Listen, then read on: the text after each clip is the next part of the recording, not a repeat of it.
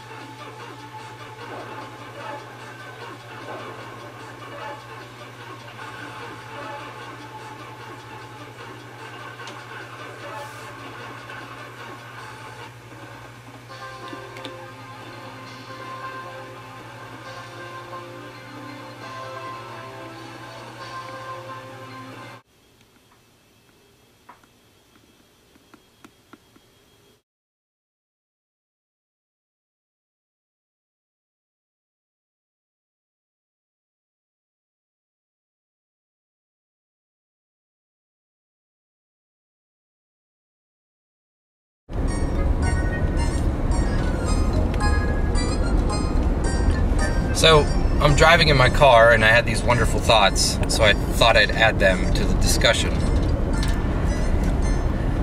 I want to say some credit for Nintendo, and I'll tell you what it is.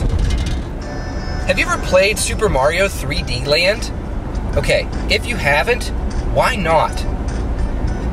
If you have, you know it's amazing, it's fun, it controls beautifully. And then to say that the Wii U version is just a stripped down version of the 3DS, you know, think about it like this. Is what Nintendo is smartly doing is perfecting a formula. The other game systems are working on their own formulas, but the formula that Nintendo's working on is Mario, and has worked on Mario for all of these many years. So when it's time for a Galaxy, or perhaps an Infinity, they'll do amazing. I haven't seen the new 3D Mario World video in HD, at least I haven't seen it playing on a piece of hardware yet. But I can tell it's going to look shinier than ever, more bright than ever. And isn't that the goal of next-generation consoles anyway? Or at least the next generation of video games and hardware and graphics. Now, I've watched those XBOX 1 and those PlayStation 4 videos, and the games look astounding. Like, the Empress or the Sorcerer, where there were times of crossing that digital divide, I would go on and say without a doubt. And then Xbox One showing games like Titanfall, and it's just amazing, the fidelity. But what's different about those games? What, that they're connected, or you can tell your friend, hold on a second, I want to come help you in your game? You know, so there are important things that are occurring in the next gen, but the first-person world, I don't know. I see it more interesting as the third-person world. Have you seen that new X game? Like, how can you glance at that game and say it's not next gen? It looks better than any other game like that I've ever seen already. But I guess the ultimate justified complaint is that Nintendo is taking their time, it would seem, especially in today's market. They are taking their time to some degree, but you know what? I've had my Wii U for months, and I've used it if not every day, but every other day to play the 2 disc games I have, or the multitude of other demos, and specifically Super Metroid, for 30 cents. I've got my money worth out of my Wii U. If it stopped right now and I use it only as a tablet for the internet browsing and the Netflix, it would be well worth my money. It's a cool, sleek, small design that's quiet and relatively fast. I know that there are some complaints about the loading times and certain things like that, but however, it's relatively fast, and I will prove it to you. The games look phenomenal on both the Wii Pad and otherwise. So, yes, there's a lot of excitement out there about the Xbox One, the PlayStation 4, which I would vote that the PlayStation 4 actually looks better than the Xbox One, even though I'd love to have the Xbox One as a big piece of tech. I mean, it just looks like tech, and it's going to be powerful. It's going to be awesome. But I'm going to have to wait $500 before I buy it. Looks like first WiiU gets my money, because it is, as far as I'm concerned, the winner thus far of this console generation, this next console generation. And then I'll buy the PlayStation 4, because that is a sweet design. It looks actually kind of small itself. But I will give the win to the Xbox controller in terms of the PlayStation 4 controller and the Xbox controller. The thing just looks like it's a rubberized, vulcanized gamepad of the future. And speaking of gamepads, the Wii U gamepad is amazing. It's responsive. It can do amazing things. It has a high input display. It's it actually gets very bright. I only use it really on the 1 setting, personally. The battery life is strong. I mean, you have a charge card for a reason. And it's a long cable. I bet you can get close to an outlet if you need to. That's another thing I want to mention about how amazing the Wii U is, that not enough people have spoken about. It is the first portable console. And I don't mean that in like it's diminished. I mean, you can take it with you. I take it to my front porch.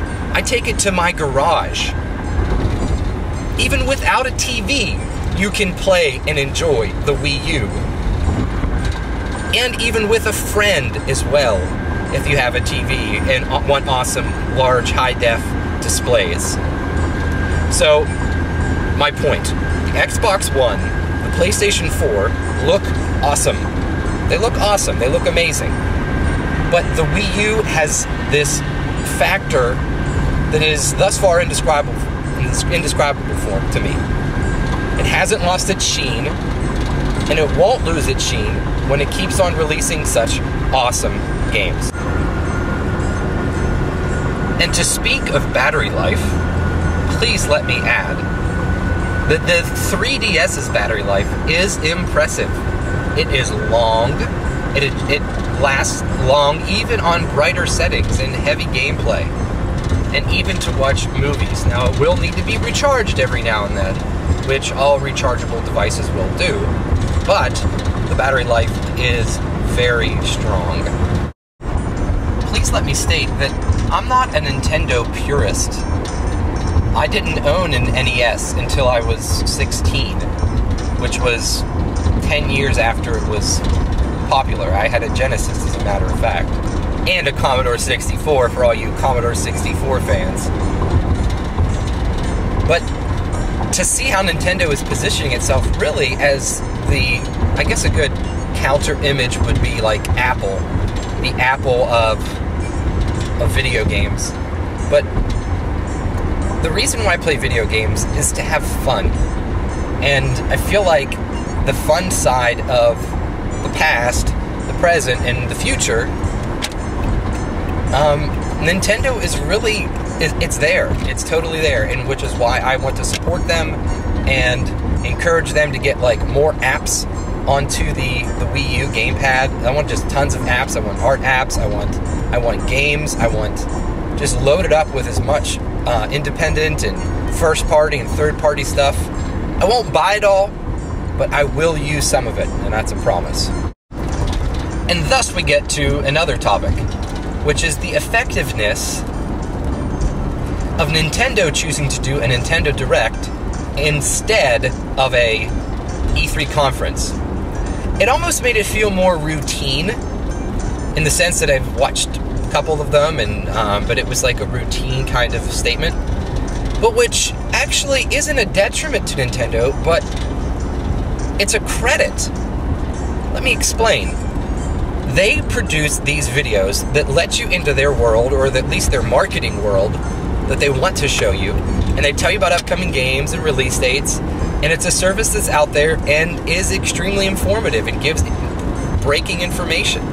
So we can be upset to say, oh, it wasn't as grandiose as the Sony or Microsoft presentations, but it's like Nintendo is giving us this monthly, bi-monthly, and they're doing it all year round, and so they're almost making that side, they're almost saying that they've hopefully risen above that level, at least for right now, for not doing a stage show. I think it's a very calculated and hopefully smart move on Nintendo's part.